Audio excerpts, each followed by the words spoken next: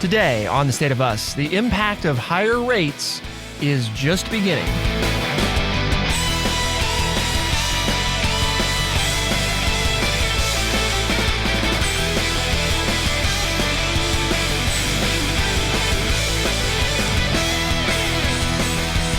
Homeowners, car buyers, landlords, big business, here's who stands to lose. In some surprising cases, win as interest rates stay high in the years ahead. That's according to the Wall Street Journal. Welcome to The State of Us. I'm your host, Justin T. Weller, joined today by the one and only, your friendly redneck liberal and the senior resident historian here at True Chat, Mr. Lance Jackson.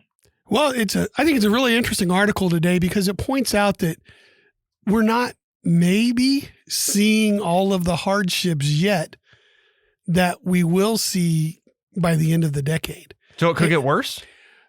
Well, the article points out that it's likely, and I think that's the interesting point is there are some things that they're saying are going to happen. Will they happen this way or not? It brings, like I said, it just brings up some interesting thoughts because we look at it and it's like, and you say things are bad, and it's like, well, wait a minute. On the other side, I'm earning over 5% on a CD right now. So what's so bad about that?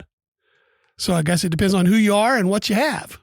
As it often does, right? That's usually the case. What angle are you coming at it from? But when you go with a decade of basically free money, like we've had, there's a whole group of people out there that don't understand that 7 or 8% for a housing loan is a bad thing. I mean, I've shared before with you, at least talking one-on-one, when my parents bought their first home when I was 12 years old, it was with a 7.6 VA loan. Yeah. And they thought they were swimming. They thought that was pretty good. They thought they were swimming in it, right? Yeah. And I remember the early 80s when they bought a new car at 12% interest. Mm-hmm. Not that they wanted to, but they needed a new car, and it was 12% interest. We're not there yet, right? Right. So, but it also shows that there's more room it could go. Exactly. But again, it depends on what age you are as whether or not you've ever seen anything like this before. Yeah. Well, that's part of what the article basically opens with, is pointing out how, even before COVID-19, really the whole past decade, whether it was governments, businesses, households, they all became addicted to those low interest rates. And part of where you see that is, as investors have come to the realization in recent weeks, long-term bond yields have risen to 15-year highs. The Federal Reserve Fund's rate averaged 0.5% from 2009 to 2021. Today, it's between 5.25 and 5.5%. So think about that, right? From 2009 through 2021, they averaged 0.5%. Today, they're between 5.25% and 5.5%. And markets think it will be around 3.5% for at least the next decade. Growth is still chugging along, though, even as interest-sensitive housing sector seems to have a second wind. The burden of the debt, though, has been relatively low because the Treasury could borrow so cheaply. But 67% of the debt matures within 5 years. And there's the rub, right? That's right. Things really seem not to be, I know it depends on who you are, but it's kind of been a conundrum, right? For the last 6 to 12 months, everybody's like, well, this doesn't make sense. Everything's going up. The money's more expensive. The Fed keeps raising rates, yet the economy's still growing. Well, it's because a lot of people, the way the article puts it, are locked into the lower rates. And so therefore they haven't felt the burden of it yet. And so they still have a home loan at, 3 or 4%. And they've got a car loan at 2 or 3%. So as far as they're concerned, they've still got plenty of disposable income with which to work. But then what's going to happen in the next 3 to 10 years when they have to move or they're when one of then their those old life car, things happens, right, is finally on its life. Yep. It's burning more oil than it is gasoline. I don't know about you listeners out there, but I've had a car like that when I was a young man. My car doesn't have oil. I had to put. I know. Yeah, you've got that. Confused by that. Anyway, continue. No, I mean, That's what my first truck did. and when the It burned a solar lot of oil. when the solar eclipse happens and there is no electricity, I'll wave to you as I go by you. Yeah. And you're walking. So anyway, we're going to look at basically 5 different areas of impact, right? And these are sort of broad, but basically everybody falls into one of these. Households, commercial real estate, corporate borrowers, retirees, and banks. Okay. So let's start with households. And many of us are in multiple. Yeah, I was going to say groups. a lot of us are probably in multiple groups, but households is the obvious one that we all probably identify with. Homes and cars are 2 of the biggest purchases that households make, and higher rates are hitting buyers of each on different timelines. Swiftly rising rates have already made some home owners reluctant to sell their properties and give up the super low mortgage rate they locked in a couple years ago. I mean, I can speak to that personally because that's exactly my situation at the moment is, we got I think it's 3.25%, 30-year fixed rate mortgage. And while we would be open to moving and had even talked about it in terms of moving to a different home, maybe not far away, but a different type of home, it's one of those things where, we basically just decided no, just because we could afford to doesn't mean that we should, because giving up that 3.25% loan for the situation that we're in, this being our first home and only having been in it since 2017, all of those things are like, wow, if we got a new home, we'd go up to an interest rate that's double. But not everybody leads that kind of life, Correct. Or is in that situation. As the article points out, there will come a time when people have to move. Sure. Either the job goes away or they get a promotion. Life and changes. They have to move. Right. And, not everybody's going to live in their same town where they grew up and know that they're self-employed and they don't have to move. Right. And so people are going to start to feel the hit here. Yep. Overall. These golden handcuff mortgages are one factor that's limiting the inventory of homes on the market. So, again, think of for the people that do have the luxury of choice, you're saying, well, I don't have to move, so they're not. Then also what that does is people who would have moved aren't moving into maybe what you would call like your non-starter home, right? So there's people sitting in starter homes who financially don't have to be in a starter home, but they're not changing because they don't want to, or not because they don't want to, but because they feel like economically it's smarter for them to stay in their starter home. But then that has the effect also of making less starter people homes like available. me, well, not even a starter home, but now I'm looking to downsize Right. and move to a different location. And the number of homes on the market keeps dwindling. Yep. As from spring to summer, it's dropped about 20%. The choices that I have. In July, U.S. buyers were choosing from 1.1 million listings of existing homes, down from 1.9 million in July of 2019. There you go. According to the National Association of Realtors. Car buyers tend to trade in their vehicles 5 to 7 years after purchasing them, which means that drivers who got low rate loans in 2020 and 2021 are still happily out on the road. But in 2025 and beyond, many of them will return to the market and may have to contend with higher rates, which again, keeping in mind, there's the impact of you can say, oh, the poor people can't buy their new car after 5 or 7 years, and I'm being facetious there, right? Like, how terrible. But the point being that has the effect similar to the homes of it means that the used car market then is further suppressed because the people that would have upgraded to new cars and then put used cars into the market, which would be, people that are in the market for used cars, now there's less used car inventory. Well, and when I was saying that, my parents had to buy a new car in the early 80s at above a 10% interest rate, you can do it, but then what happens to your disposable income? And so then the other effect becomes a drag on the economy. And that's when we'll start to see businesses affected and price increases even more than what we've seen is because, okay, I have to move, so I'm going to take out a bigger house loan, and I have to buy a new car. It's just the way it's going to be, and I'm paying those higher interest rates. I'm going to have less income then to buy groceries, go on vacation, buy clothes, do all these other things. And right now we haven't seen that, but that's what we're going to see in the next 2 to 5 years, right? Is all of a sudden companies are going to feel the pinch because people will have less income to spend on those other things because they will be paying more for a house, or they'll be paying more for a car, or both. So again, to your trickle effect, okay, so everybody's sitting pretty right now, or the people who want to move can't, or the people who want to buy a home can't, but eventually everybody will.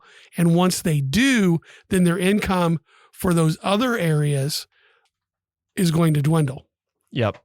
Well, and I think the next part of the article talking about the average monthly car payment jumped $151 between June of 2019 and June of 2023. Surprisingly, though, the higher rates on auto loans account for only $16 of that $151 increase, according to J.D. Power.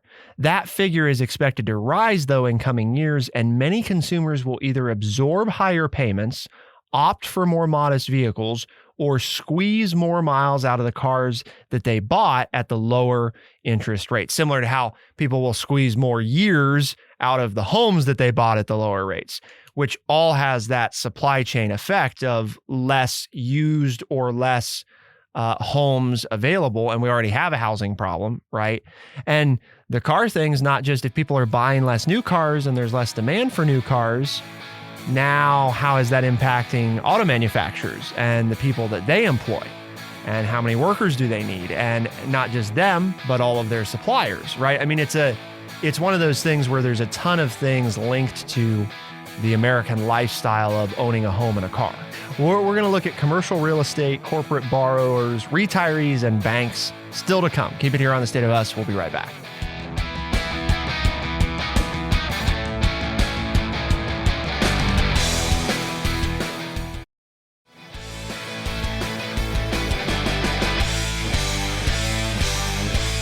Low interest rates gave the U.S. economy a lot of new real estate businesses it probably didn't need. AI-powered house flipping, luxury timeshare. You gotta explain that one to me. I read that one. I didn't know what it was. How does AI flip a house? Well, it says AI-powered house flipping. Okay. The thinking here is that an AI saying that's a good buy and you can do it for this much money. An AI algorithm can scan the market and find things that qualify as a potentially good flip. I figured it out then. I knew I was right. Yeah. Luxury timeshare startups, apps and platforms for everything from bidding on rent to showing office tenants where the conference room is. They all emerged from a seemingly endless stream of cheap money that no longer exists. Some, or perhaps many, that's my editorializing there, may not survive. But the more tried and true property businesses of old, like builders, office building landlords, and hotel owners, relied on large helpings of cheap debt too.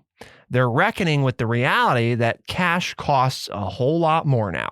More than $1.5 trillion in commercial property loans come due by the end of 2025, and refinancing that debt will be a drain on profits for many property owners, while a possible bankruptcy trigger for some others. Well, you're the one playing in that game. Yep. You haven't had any trouble finding money. No, but I will say this is an important distinction here because, they're lumping a lot of people who are all in the same industry together. Which, you going to those electric banks? Like an electric car? You got an electric bank? I think they're all electric, right? It's not being all the hit banks by are this? electric. Oh, okay. But the point here is that a lot of these people they're talking about are folks that entered the game, say, 5, 6, 10 years ago. Okay. So they were entering when money was ultra cheap. Most of what I've invested in or, taken cash out of has all already been at these higher rates. And you're making it, right? Well, to my point that It Our just takes investments some adjusting. were based on accepting that, you know what I mean? We went Right. into it knowing that that was going to be there and hoping that someday they're lower, but not building the deal off of anything other than where the rate is today. We're going to buy it and hopefully in 3 years refinance at a lower one. You did it. We can borrow at this level and still make money at it. I mean, we could hold at this level for 15 years and be okay. So there's flexibility. Right. And that's the other thing is, I mean, they talk about, you know, the people that are most at risk. If you don't gamble, you're still okay. Yeah. I mean, I would say it's always a gamble. It's always a gamble because, you know, but it's less of a gamble if you built it on the basis of higher rates versus lower rates. The problem for these folks is that a lot of their loans are maturing by 2025, you know. Well, none of my loans mature until the end of the decade, you know, at the earliest. So that's a big difference. Lots of things happen, right? Lots of things happen in 5 or 6 years. So flexibility is tough. The hard thing is that if your loan's maturing then and the rates have gotten even higher, now you're looking at a situation and if the real estate values drop, that's where you get those bankruptcy situations because now you need to refinance and the value of your property went down and the cost of the money went up. So it's like the two worst possible things that could happen. You know, it's more expensive to get money. And in order to get the money, your property's worth less. So you can't even get as much money as you thought you were going to get. So yeah, cash is expensive, much more expensive than it used to be. And that's a very real thing for people who are in that industry. One of the things they mention is the Mortgage Bankers Association predicts that commercial property lending will have fallen 38% by the end of this year when compared with 2022. It's a pretty big drop. 38%. So that means there'll be 40% less money available for people who are trying to play this game. And some are worried that once reliable sources of credit will be unwilling to return to their previous levels of lending anytime soon, leaving property owners high and dry. In other words, the people that traditionally lend in this space, right, if they sense or fear, we talk a lot about that too, if they fear a potential recession in the real estate market, they will get more conservative with their lending. They'll get cold feet, and say no to things that normally they would say yes to. Which also has which also has the impact then of actually doing the very thing they're afraid of, right? I mean, we've talked about that before. It's not just banks. I mean, everybody does that. It's like, well, I'm afraid to do this thing, so then I start taking all these actions because I'm afraid. And then that actually causes that thing to happen because you retracted and pulled back and blah, blah. So I think there's that component too of realizing, and I mean, we went through that. There was a bank, and won't name names or anything, but there was a bank here locally that basically said, I took them 2 offers from other banks and they're like, yeah, we're not really interested in the commercial real estate stuff right now. So it's good, I guess, for the ones that keep lending because they're going to be in high demand and be charging high rates. So, which they're going to have to do because I don't want to jump the gun, but they're paying more to get people's money. Right. I mean, this is hopefully people are getting that sense of it's all that interconnected cycle, Well, and just like when you're talking about commercial real estate, people that own or invest in commercial real estate, that has an impact on the apartment landscape, has an impact on the house landscape and vice versa. It's not like, oh, well, there's apartments here and houses here and they don't have anything to do with each other. I think people think that way sometimes, but they do. For example, if there are less homes at the right price point available, people are forced to stay in apartments longer, which has that down chain effect, right? Of people who are trying to, for example, move out of their parents' place can't get into apartments because there aren't apartments available because there's not people moving out of apartments to buy homes. So it's you better like that bedroom, Levi. You're not moving. That's right. And get comfy in that basement.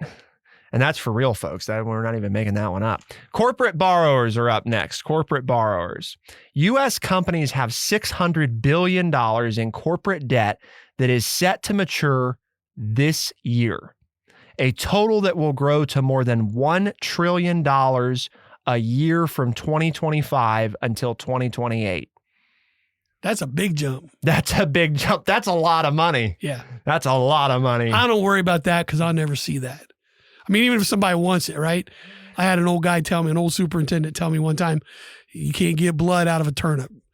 And then he tossed the turnip across the negotiation table. So we just tossed the turnip back and forth because, you can ask for it, but you ain't getting any $1 trillion from the friendly redneck liberal. The stark data from Goldman Sachs points to a financial cliff that is coming for American corporations. What's at stake? The debt loads coupled with the rising costs of new financing for companies that could cut into corporate profits, investor returns, spending on new ideas, hiring, and could lead to less healthy balance sheets. Some analysts say they could be a swath of corporate credit rating downgrades ahead.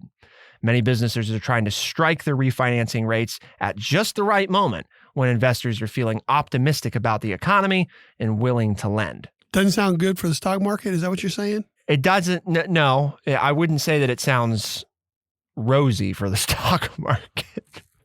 It could be okay, right? Because part of what they point out here is if companies get lucky and strike at the right point and get things done just so, it could work out okay. On the other hand, that's probably in the less likely scenario, and the more likely scenario is that. But again, if everybody runs scared and they quit investing, then in turn, the investors being scared will cause to happen what they're trying to avoid to happen. Right. That's the whole, which is it the chicken or the egg? Is people being afraid of a recession what causes a recession, or is a recession what makes people afraid? Yes. The answer is yes, right? They feed into each other. If economic conditions don't look good, that scares people, which snowballs into that, effect of. Then the economy really isn't good. And if things are good too long, right, then people are skeptical that they'll stay that way. So even if they're not actually going bad, they might start to go bad because people are leery of whether or not, so it's a whole thing. In the economy, our producer can't talk. I was going to ask him, in the economy great? Doesn't it make tons of sense? I am on air. Oh, he is. Hey, there he is. Got off TikTok long enough to brain plug figured in. it out after only, what are we, 2/3 of the way through the show? All right. Yep. There he is. So what do you make of all this, Levi? Doesn't it sound great? A lot of it doesn't even make sense to me. Well, there you have it, folks. All right. Let's talk about retirees, because that'll make a lot of sense to That'll make Levi. sense to him too, right? Years of anemic returns in the bond market pushed many baby boomers to keep most of their portfolios in stocks. Now they have more options. Better returns on savings accounts, CDs, money markets, and bonds give older Americans low-risk ways to stretch their nest eggs further. Hey, so the surprise here, Levi, the kicker, is the winner in all of this are the ones that screwed the rest of us. I think that's what the article is telling us here. No, because I found out today that, Levi was all hot to trot putting $60 in every 2 weeks in his Roth IRA. Mm. And I asked him how it was doing.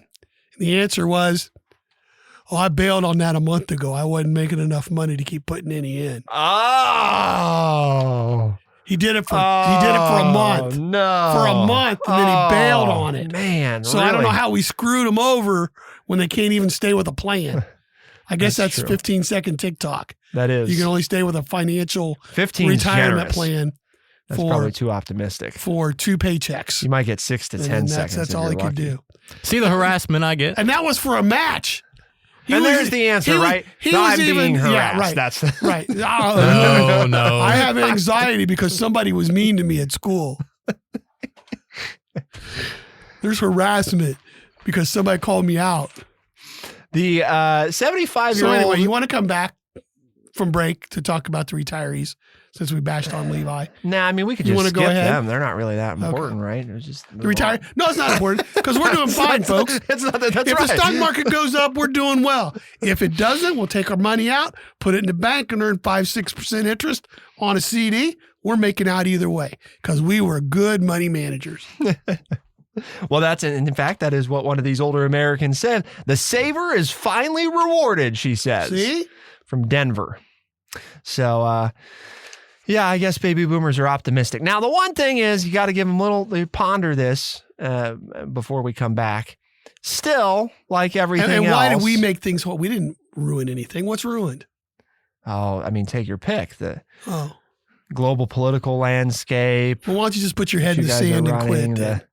Like we did during Vietnam, and That's right. the high interest rates of the 80s, right? Okay, Climate change, right? Yeah, right. There was nothing that bad went on while we were alive. No, it was all rosy then too. Still, like everything else with rising rates, there is a flip side of the coin for the boomers. Yeah. While returns are rising, the cost of debt is also surging, especially a problem for retirees with variable rate loans. This also makes it tougher for younger people to borrow money at reasonable rates. In the case of retirees, many feel obligated to provide financial support to their children and grandchildren.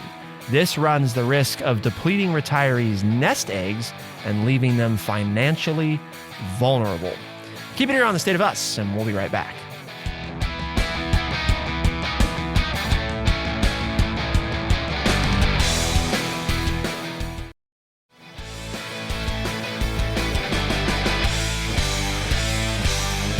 Deposits are the fuel for the banking industry.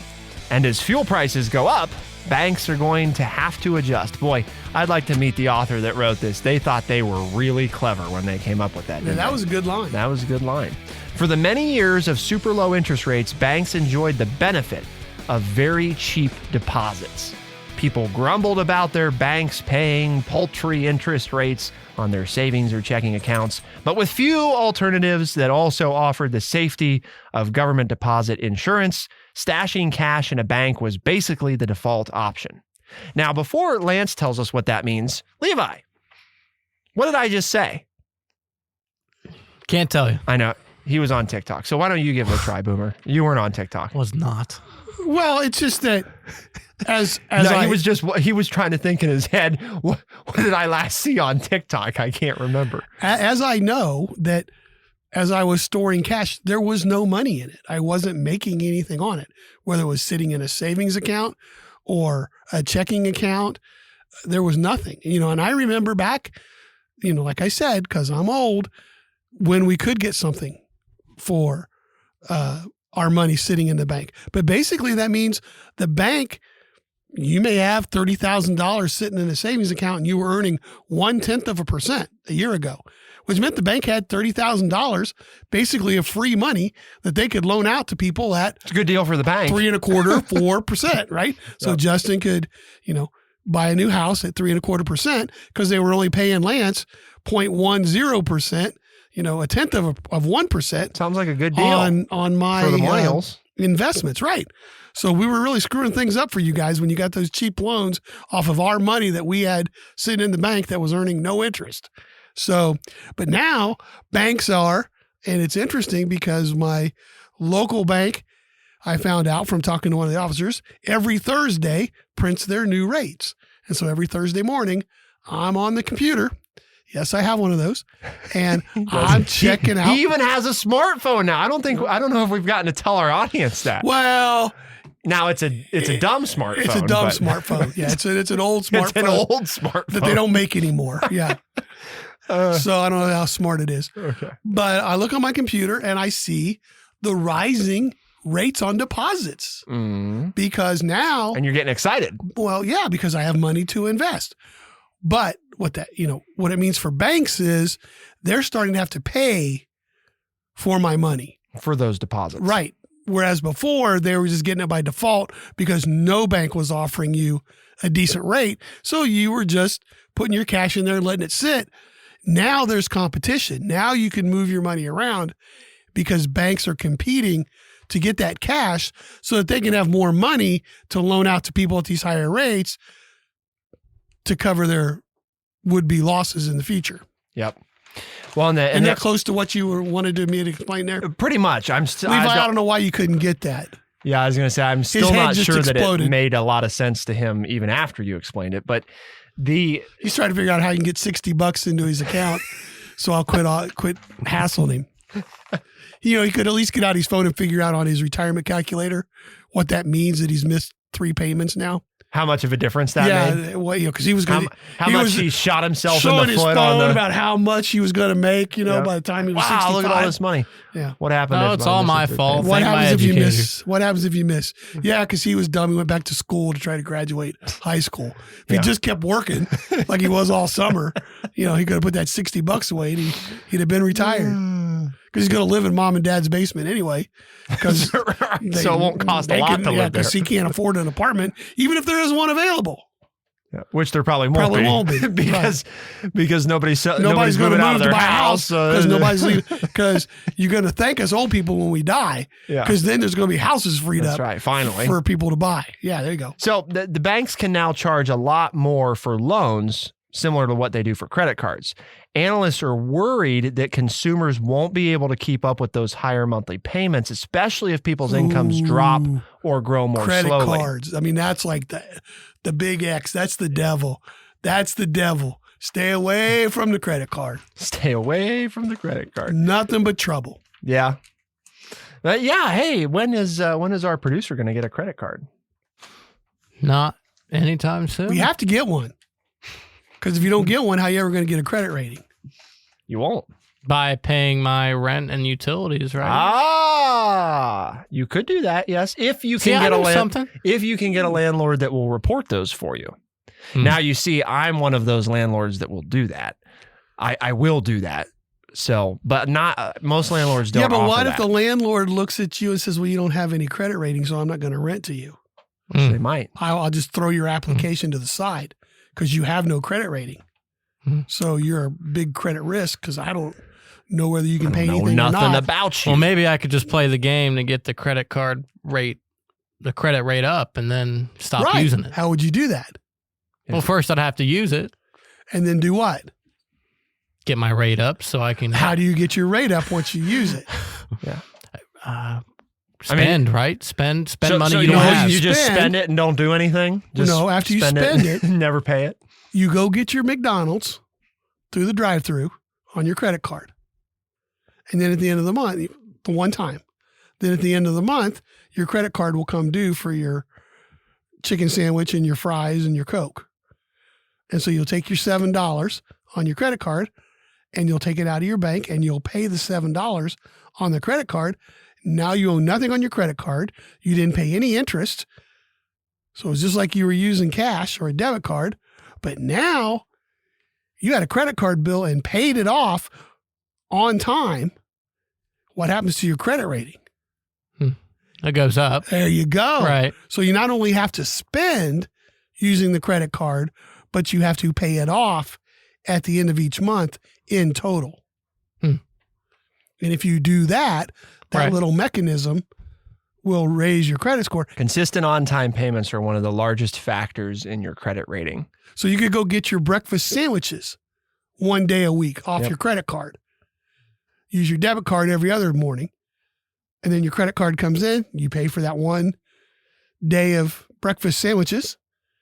And boom, up goes your credit score. And you do that every month over a couple of years. And then if an apartment does come available, you can leave mom and dad's basement and get out there and have your own place to live. He's rolling his eyes at you. He doesn't. That's not the real thing. Well, he didn't listen to the show. I know. It's going to be real. I mean, you're going to be graduating here soon, right? And then what? I mean, what's the plan? You going to go get an apartment? How? We'll see. But I don't know. What if I use my credit card just enough to get my credit high enough so I can be able to make those payments? And then don't use it for anything else. I mean, exactly. That's the smart thing to do. But people don't, think of some of your friends. They're like, hey, I flash that card and I can go through McDonald's every day. And then all of a sudden they get to the end of the month. And they can't pay the bill. They can't pay the bill. And then it's 26% interest. See, the credit card companies don't make money off of it if you don't pay any interest. So how do we fix all this? But your credit rate goes up. Because, I mean, what it sounds like to me, Lance, as we went through the show is that... How do we fix this? This is bad news bears. Man, we got to keep spending. You just spend yourself out. You spend your way out of a recession. Well, I'm good at spending. Okay. I do that well. Well, you have to spend the money you have. Oh. Don't. Well, I don't have any money, so I don't. Stick your head. Well, you can't spend it. I don't do that. Here's how we do it. Levi quits school and goes to work. Then that'll be enough money in the economy to keep it rolling for the rest of us. Sounds good to me. Doesn't matter if I can potentially make more money now. No, we don't care about you. You got to keep me going. Right. That's right. You got to keep me going. That's what's important. That's what it's all about. Keep contributing. Yeah. I think the big thing here is, right, you as an individual at home, like, obviously there's very little that any of us can do holistically to affect the market, right? But what you can do, knowing this information, is you can start to think about things right now and start planning right now. Because like the article points out, your car might be okay for the next 3 years. So you're not worried about it. But what about when it's not okay? And if we know that it's likely that that's going to be a tough spot, then maybe we need to be thinking about it now. You know, if you could afford, say, an $800 a month car payment, but you're only making a $500 a month car payment, maybe you should go ahead and be saving that $300 into your new car fund, you know? Worst case, right, is that you end up with a little pot of money that you didn't need. And that's the worst case. Well, it's a good time to save money because, as we said, what you can get from your bank or your savings institution is more than you've ever been able to get before. So you might as well do it now. I mean, I went from 0.1% a year ago, and this isn't good news for people, but I'm now earning 3.5% on a savings account. I mean, this is money I can go in and get anytime I want, right? From a 0.1% to 3.5%. So take your $300. Yeah. Put it in a savings. You don't have to put it in a CD. Justin's just enamored with Levi because he's just making eyes like and shaking his head back and forth. This is what people have to worry about when they actually work, Levi, not sit at high school and watch TikTok videos 4 periods a day. We could go on about that, but that's another episode, folks. That's another episode. We could spend more than a whole episode on that. So why do we have this conversation today, Lance? There was a reason other than to be doom and gloom and give people no hope. Well, we're trying to teach Levi something about he was on TikTok finances. for half of it and sleeping through the other part. Well, because here at True Chat, we have a he was mission. zoned out the whole time. Can I do my part? No. Because True Chat's going to be mad at me if I don't do my part. Are they? True Chat's mission is to educate people by providing honest, open, and respectful conversations. And hopefully we did that today. We talked to you a little bit about finances. We even gave you a hint there at the end that if you're making a little bit of extra money now, it's a good time to put it away into that rainy day fund and earn some interest on it. And then if you don't need it for what you think you do, you will, as Justin said, have a nice sum of money left over. If you've enjoyed today's show and you're a longtime listener, tell others about the show. They can enjoy it too. Tell them they can listen to us as a podcast on Spotify, Overcast, Stitcher, Apple Podcast, and everywhere podcasts are found. State of Us releases new episodes every Tuesday and Thursday, first thing in the morning as a podcast. Those same episodes are heard on the weekends on AM and FM radio stations across the United States and parts of Canada. For the State of Us, I'm Justin T. Weller. I'm Lance Jackson. I'm Levi LaForge. Special thanks to producer Bradley Butch, and thank you all, our audience, for tuning in. We'll see you next time. Be the change.